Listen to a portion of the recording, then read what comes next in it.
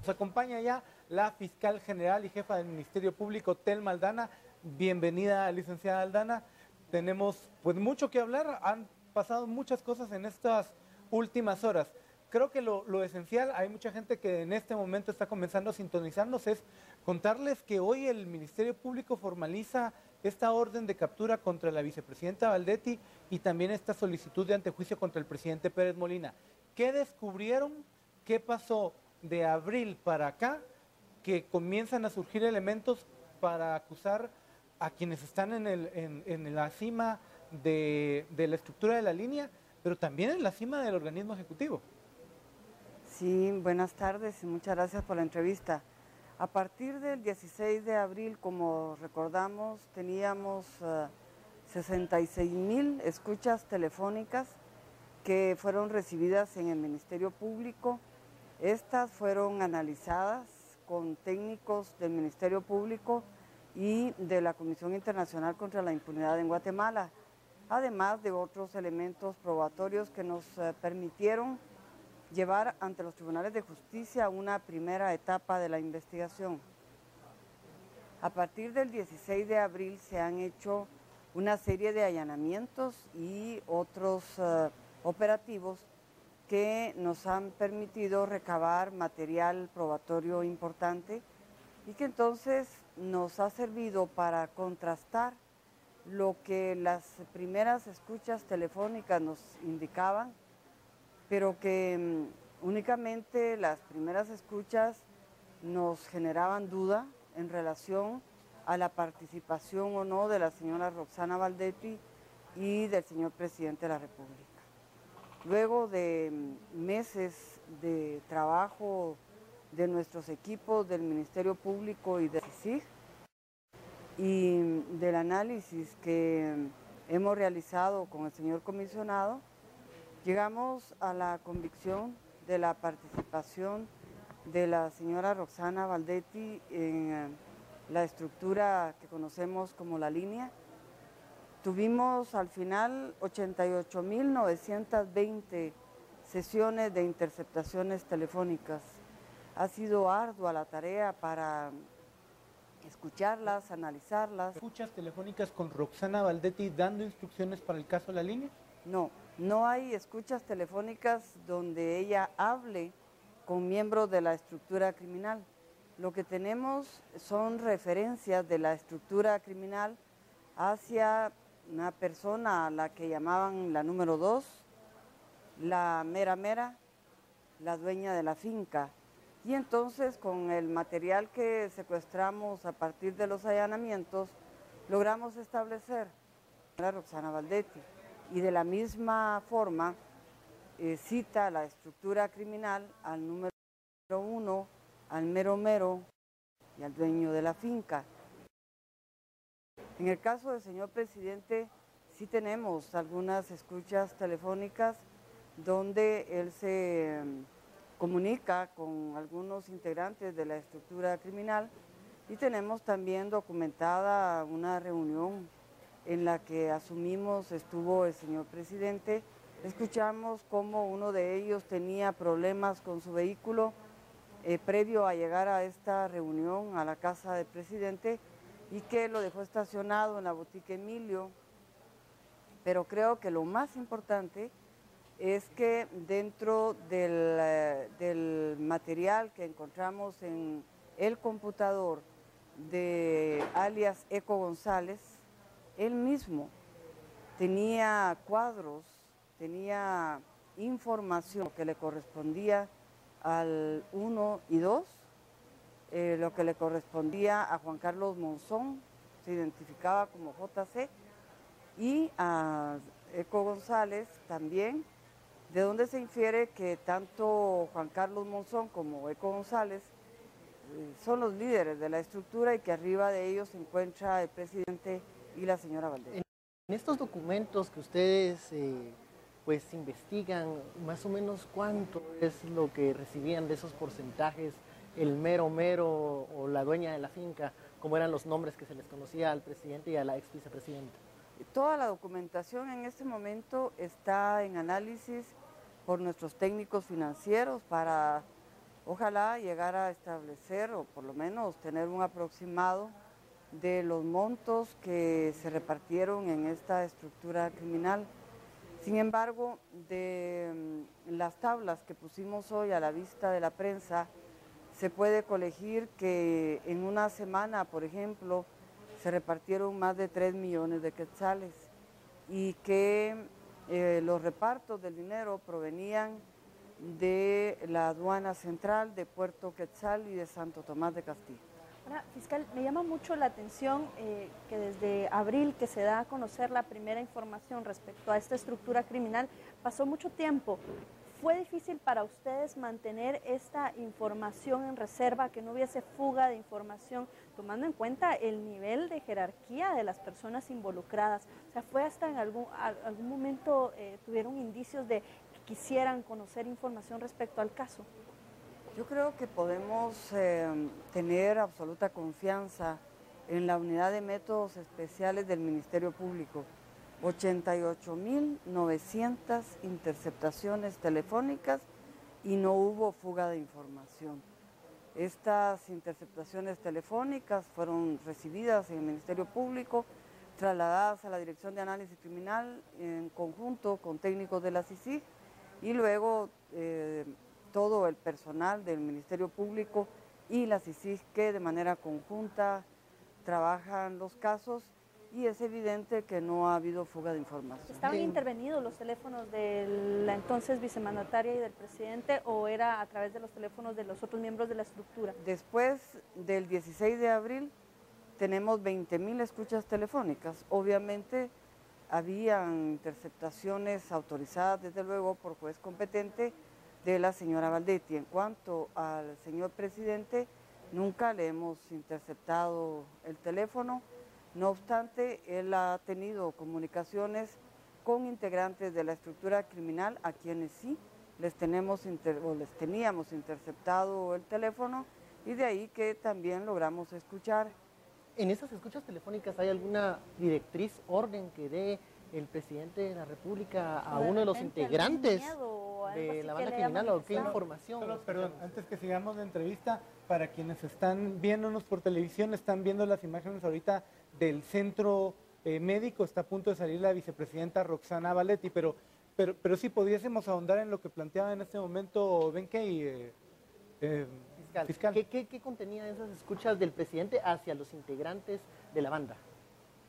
Todas las escuchas telefónicas que nos han servido para formular las imputaciones, las acusaciones y pedir las órdenes de aprehensión tienen que analizarse de manera relacionada, no aisladamente, y luego contrastarse con el material probatorio, especialmente el que hemos secuestrado, tantos documentos físicos como electrónicos. En las conversaciones, especialmente yo resalto una donde hablan aproximadamente 4 integrantes de la estructura criminal y sí se refieren al presidente en algunas ocasiones, dejan claro, por ejemplo, cómo van a sustituir al jefe de la SAT y quién va a ser la persona que va a asumir la dirección de la SAT.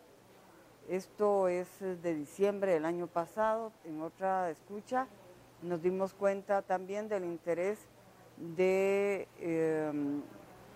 quitar al jefe de recursos humanos y nombrar a otra persona. Estas son comunicaciones, en una de ellas del presidente con algunos integrantes de la estructura criminal. A ver, habían explicado que había una transacción de 3 millones de quetzales, no sé si es transacción o...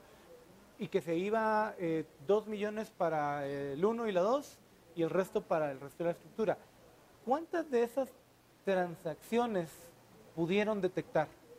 No tengo el número exacto, pero son tablas que eran elaboradas por Eco González en su computador y que nos han servido para establecer. Y era, perdón, un furgón, eran varios furgones en esas tablas. ¿Era mensual, era diario? ¿Cómo operaba ECO? De diferente manera. Tenemos montos de 15 días, de una semana. Generalmente oscilaba entre una semana, 15 días a un mes máximo el reparto que hacían. Esto era de la cola que conocemos, el cobro ilegal conforme el arancel alterno que la estructura tenía. Es justo pensar que, digamos, por semana, como mínimo, el 1 y la 2 recibían por lo menos 2 millones de quetzales. En algunos casos sí, pero hay también repartos de 30,000 quetzales, de 90,000, de 100,000, de tal manera que no podemos asegurar en una cifra fija. Fiscal, en las conferencias de prensa que otorgaba el presidente de la República, él decía que la confianza que él había depositado en algunos funcionarios había sido traicionada, que no conocía que estas personas tuvieran esos manejos ilegales. Se cae este discurso de defensa que utilizaba el mandatario, porque entonces sí conocía, sí sabía y entendía qué sucedía en las aduanas. Estamos refiriéndonos única y exclusivamente a este caso. Yo no puedo asegurar si el señor presidente conocía o no conocía en los otros casos que hemos llevado ante los tribunales del país. En el caso de la línea, de acuerdo con nuestras investigaciones, hay indicios que nos indican que el señor presidente no solo tenía conocimiento, sino que participaba, y por esa razón hemos planteado la solicitud de antejuicio. Fiscal, Involucrados en esta situación, o que ustedes están investigando más funcionarios, porque es una estructura que operaba de forma muy organizada, entonces debiesen haber tenido el apoyo de otras instituciones que legalmente les facilitaban esta operación legal. No lo descartamos, pero tampoco lo podemos asegurar en este momento que hayan más funcionarios públicos involucrados. La investigación continúa, este es un caso muy grande que constantemente en los allanamientos y en el análisis del material que tenemos pueden surgir otros nombres. Fiscal, al presidente se le ha señalado en diversos medios de comunicación por las propiedades que tiene, que algunas pues no tuviesen el respaldo financiero como para que tuviera tantos terrenos y casas, mansiones. ¿Se le va a aplicar extinción de dominio al presidente de la República? Ya la Fiscalía de Lavado de Dinero y Extinción de Dominio de Oficio ha iniciado el análisis. No podemos hablar de investigación, pero sí de análisis, puesto que son casos que se están ya judicializando, y entonces esta Fiscalía tiene mi instrucción de empezar con el análisis. ¿En qué consiste ese análisis? ¿Ver cuántas propiedades tiene, cuánto están valoradas? Claro, tiene que establecer qué propiedades están registradas, cómo se obtuvieron y si son empresas, analizar el giro de la empresa. Es una investigación larga y que al final nos va a permitir establecer si los bienes que poseen quienes participaron en esta y en cualquier estructura pues son lícitos o son producto de la ilicitud, en cuyo caso procede la extinción de dominio. Fiscal, mucha gente debe estarse preguntando esto. ¿Qué se siente? El presidente Otto Pérez Molina la nombró y además es el presidente de la República. Cuando se toparon con que él, en términos prácticos, había mentido de que no tenía relación con la línea, supongo que hubo algún encontronazo mental de ¿qué hago si la emprendo contra el presidente? Pues no encontronazo mental de qué hago, porque yo sé lo que tengo que hacer en este y en cualesquiera otros casos. Tengo que actuar pero conforme sí se a la ley. sorprendió, supongo. Por supuesto, estoy todavía sorprendida. No me lo imaginé, nunca lo esperé y desde luego ha sido para mí una sorpresa muy desagradable. ¿Esto se hubiera podido lograr sin el apoyo y la coordinación de CICIG, fiscal?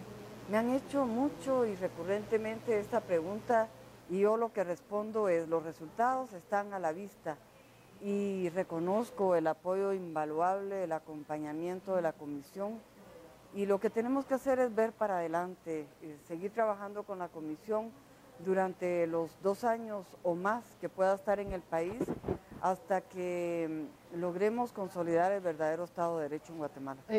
Fiscal, cuando se le da un latigazo al monstruo de la corrupción, se espera un coletazo de vuelta. ¿Por dónde esperan ustedes un ataque de estas estructuras criminales que ustedes en este momento, con el apoyo de los fiscales, están desestructurando? No tengo la menor idea, no sé por dónde pueda resultar la venganza, pero Igual a mí no me da temor, yo sigo con mi trabajo, con mucha fe y sabiendo que estoy actuando con objetividad y con transparencia. Sí espera esa venganza, entonces sí siente que podría llegar en algún momento. Pues la verdad no pienso ni analizo en posibilidades de venganza, yo estoy convencida de lo que estoy haciendo y voy para adelante. Pero ¿cuál es su sí, expectativa? Perdón, a ver, sí abrirse frentes, a ver, muchos recomiendan no pelearse con todos en el mismo momento y pareciera que el Ministerio Público sí se está abriendo varios frentes de manera inmediata, ¿verdad? Vemos esto, el presidente de la República es el presidente de la República, es un tipo con algún nivel de poder todavía.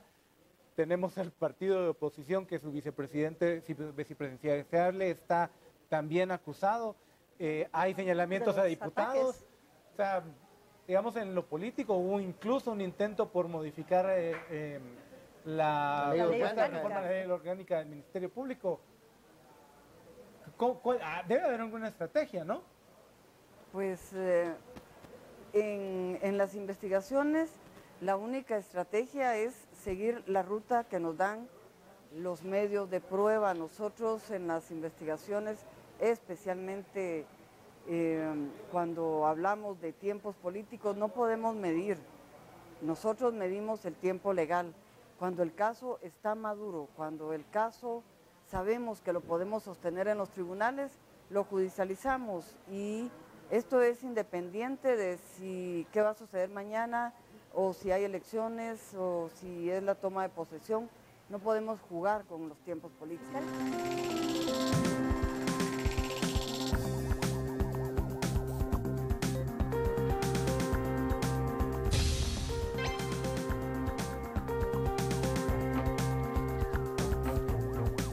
En Guatevisión, la tecnología de última generación y nuestra agilidad son la puerta al futuro, que nos conduce a estar en cualquier lugar para llevarle, con el mejor equipo de transmisión, el diario acontecer de forma veraz y profesional. Estamos en el lugar indicado y en el momento preciso para cubrir cada evento del país. Los acontecimientos del momento de forma inmediata. El futuro está aquí y en Guatevisión lo sabemos, llevándole noticias, entretenimiento y reportajes para que usted disfrute del canal más visto por los guatemaltecos. Guatevisión, un canal como debe ser.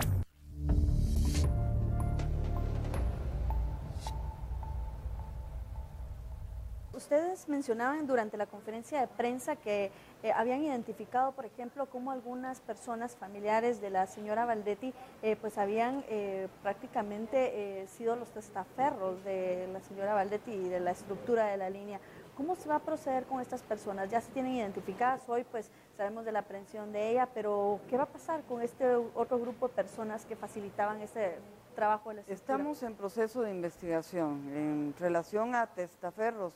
Si los hubiera, es la Fiscalía de Lavado de Dinero con la que estamos trabajando arduamente en relación a esta búsqueda y seguir la ruta del dinero, de bienes y de todo lo que pueda interesar al proceso. Fiscal, ¿qué papel jugaba Mariano Paz, el esposo de la vicepresidenta? Porque también describen un poco que incluso la boutique Emilio servía como un pequeño centro de negocios para la 1, para la 2, para distribuir y decidir cosas ahí en la SAT. ¿Nos puede dar más detalles ahí? En relación al señor Mariano Paz, lo que hemos encontrado son bienes registrados a su nombre y estamos investigando. Sin embargo, en las escuchas telefónicas, en los documentos que hemos analizado hasta el día de hoy, no aparece como miembro integrante de la estructura criminal. Sin embargo, no lo descartamos. Era un beneficiario, por lo menos hasta ahora. Posiblemente. Fiscal, uno de los eslabones que hacen falta en este momento es el señor Juan Carlos Monzón. Pareciera que desapareció de la faz de la tierra. ¿Dónde está la familia del señor Monzón? Si hubo algunas transferencias de bienes hacia familiares, la esposa o algún círculo cercano a él. ¿Qué sucede con la figura de Juan Carlos Monzón? Que nos podría dar mucha información de cómo funcionaba la estructura. A esa pregunta yo he respondido que cuando realizamos la investigación preliminar, la pusimos a disposición del órgano jurisdiccional y obtuvimos la orden de aprehensión. Sin embargo, sabemos que el señor no ha sido detenido y esta es una obligación del Ministerio de Gobernación. Nosotros esperaríamos que ojalá a la brevedad el Ministerio de Gobernación, la Policía Nacional Civil nos ponga a disposición de los tribunales al señor Monzón. No se explica Pareciera que que- a Juan Carlos Monzón no se le ha capturado porque el presidente estaba involucrado. O sea, hoy ya ¿Creen tenemos ustedes que hay una evidencias. protección Cuando hacia Juan ocurre- Carlos Monzón? No lo puedo asegurar, yo no puedo asegurar ese extremo. Yo estoy acostumbrada a que cuando aseguro algo es porque tengo las pruebas. ¿Temen Y alguna en este protección? caso no lo puedo asegurar. Sin embargo, lo que Pero hace pensar mal. pero lo que requerimos es que el Ministerio de Gobernación y la Policía Nacional Civil hagan más esfuerzo para su localización.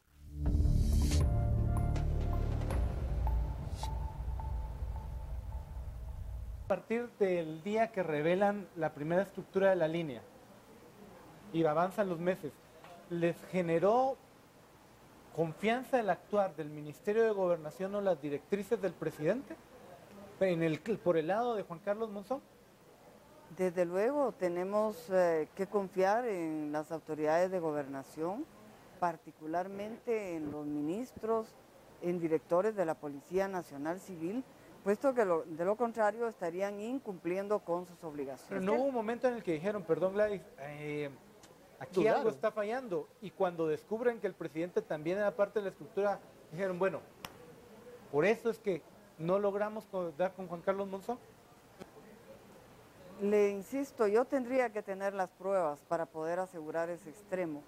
Yo lo único que puedo asegurar es que nosotros, Ministerio Público y CICIG, hemos cumplido con la parte que nos corresponde y que ahora a los otros entes les corresponde hacer su parte para que esto funcione. Fiscal, sin duda fue como poco creíble o al menos muy sospechosa esta situación en la cual Roxana Valdetti sale del país con Juan Carlos Monzón y pues al regresar da una versión de que, bueno, se le desapareció y ya no lo vio más. Pero ¿hay alguna prueba que usted recuerde que cuando la recabaron o cuando se la presentaron a ustedes hayan dicho, esta es la prueba, esta es mi prueba fuerte, es la que me respalda la investigación?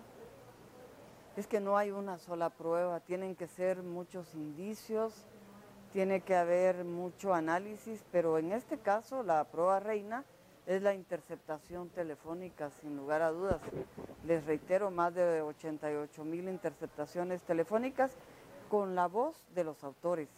Y además, lo que se interceptó particularmente a Juan Carlos Monzón y a Eco González en el computador de Eco González, extrajimos las tablas a través de las cuales se hacían el reparto del dinero ilícito. Ahora, fiscal, con la figura de antejuicio como la tenemos actualmente y con las debilidades que eso presenta, ¿cuál va a ser el escenario para poder investigar o ir más allá en esta investigación hacia el presidente Otto Pérez Molina?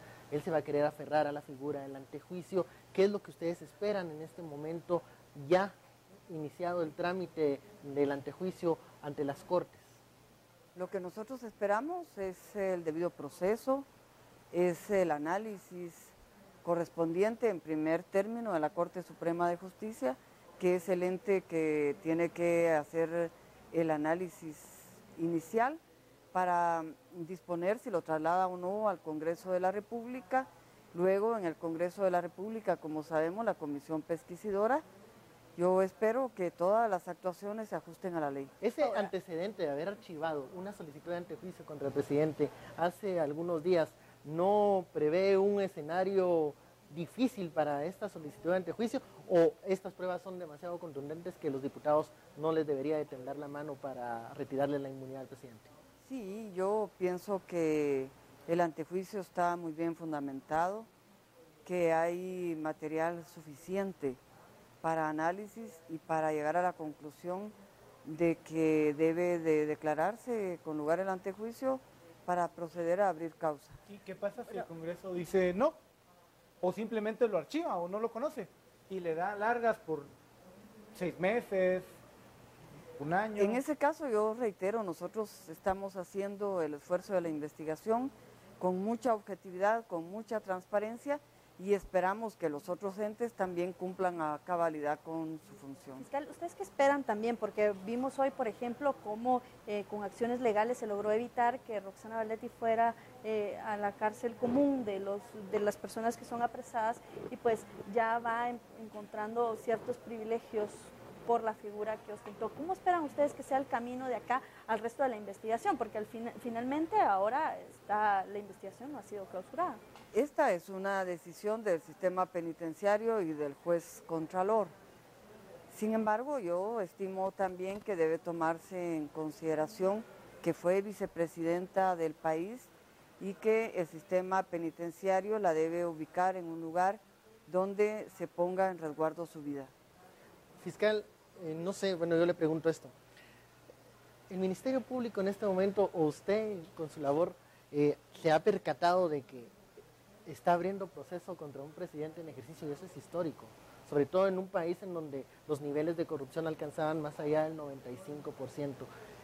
¿Qué sucede, qué va a suceder en la historia en este momento con el sistema de justicia? ¿Cree usted que en este momento va a haber un parteaguas en donde podamos construir un Estado de Derecho que realmente castigue y persiga a cualquier persona, no importando su cargo o nivel económico? Indudablemente debemos de comprender las y los guatemaltecos que en nuestro país nadie debe ser superior a la ley y que en la medida en que todos respetemos las disposiciones legales, sin duda tendremos una mejor democracia y un mejor país, recordando que la corrupción afecta a la gente pobre y la sacrifica. En lugar de darle servicios básicos y un nivel de vida adecuado, pues se les sacrifica para intereses de otro tipo. Pero que el que los sacrifica primero es el presidente de la República. Así que el reto para construir el Estado de Derecho es todavía más fuerte. Claro, es que toda la sociedad debe de involucrarse y a partir de estas experiencias tratar de elegir a mejores personas indudablemente. ¿Hacia dónde debiesen dirigirse ahora, hacia dónde debiese dirigir el clamor popular los guatemaltecos? Porque hay que hacer presión en el sistema de justicia por una justicia pronta y cumplida, en el Congreso de la República por mejor trabajo. ¿Hacia dónde deberían canalizar los guatemaltecos esas energías que hemos visto? Realmente yo no puedo responder hacia dónde debe llegar el clamor popular. Lo que sí puedo responder es que el Ministerio Público y la CICIG estamos pensando en una sentencia en nuestros casos y en una sentencia condenatoria. Si hubiese una sentencia condenatoria contra el presidente de la República, contra Roxana Valdetti, para que la gente dimensione de cuánto tiempo sería. Sabemos que los procesos judiciales son extensos porque hay etapas procesales que hay que agotar, hay mecanismos legales que la defensa puede utilizar. Podríamos pensar en 2 años, por ejemplo. No, más bien me refería si hoy un juzgado lo declarase culpable. ¿Cuánto tiempo? ¿De cuánto serían las sanciones, las condenas? ¿O cuánto pediría el Ministerio Público? Bueno, esto es un hecho que hay que debatir en los tribunales. Nuestra acusación en estos casos implica cohecho pasivo, asociación ilícita y caso especial de defraudación tributaria. Fiscal, hoy le hicieron la pregunta, incluso luego en la conferencia. El caso de la línea también involucra a los usuarios de esta estructura. Ustedes pidieron tiempo para dar a conocer más involucrados en esto. ¿Cuánto más se debe investigar? ¿En qué porcentaje va la investigación de la línea? Estamos hablando de casos de defraudación aduanera. Tenemos que analizar todo el material probatorio que tenemos. Yo les decía, 88,000 sesiones telefónicas, aproximadamente 66,000 correos, 175,000 documentos, allanamientos, 650,000 folios, 2,814 dudas, documento aduanero, 32 agendas, 22 empresas. Es decir, tenemos una cantidad considerable de elementos probatorios que tenemos que analizar y en consecuencia, como no tenemos plazo, pero sí tenemos la responsabilidad de investigar, lo estamos haciendo de manera objetiva y con un análisis serio. ¿Cuál ha sido el reto más grande que han tenido en esta investigación o el obstáculo más grande que han logrado identificar para realizar la investigación y la recolección de todos estos documentos y escuchas y todo lo que nos menciona? Es lograr tener equipos que trabajen de manera conjunta del Ministerio Público y de la Comisión Internacional contra la Impunidad, y haciendo un gran esfuerzo. Hemos trabajado muchísimo todos los involucrados a altas horas de la noche, y creo que al final la experiencia es que cuando se forman equipos de trabajo con un nivel técnico alto para investigación podemos dar resultados. Fiscal. Perdón, está circulando en algunos sectores la idea de que se captura a Roxana Baldetti para evitar una extradición inmediata a los Estados Unidos. ¿Qué puede responder a eso? Yo respondo lo mismo. Nosotros en nuestras investigaciones no podemos estar pensando si la persona contra la que vamos a proceder está involucrada o no está involucrada en otro hecho, en Guatemala, en el extranjero. Estamos actuando con base en las pruebas que en este momento tenemos y es lo que nos corresponde. Fiscal, ¿qué les dice usted a aquellos que argumentan que señalar, procesar a un presidente en funciones es poner en riesgo la institucionalidad del país? La respuesta es la misma. Los investigadores no podemos tomar en consideración hechos externos a la prueba que tenemos a la vista. Es independiente de qué cargo ostenta la persona o a qué se dedica en su vida privada, eso no lo tomamos en cuenta. Lo que debemos considerar es la prueba que tenemos a nuestra disposición para proceder ante los tribunales del país. Licenciada Aldana, muchísimas gracias por acompañarnos aquí en Noticiero Guatevisión.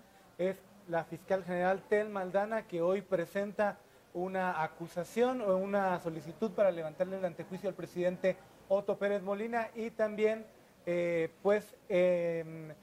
presenta la orden de captura contra la vicepresidenta Roxana Baldetti. Miles de guatemaltecos, ya ex vicepresidenta, están saliendo a las calles a manifestarse.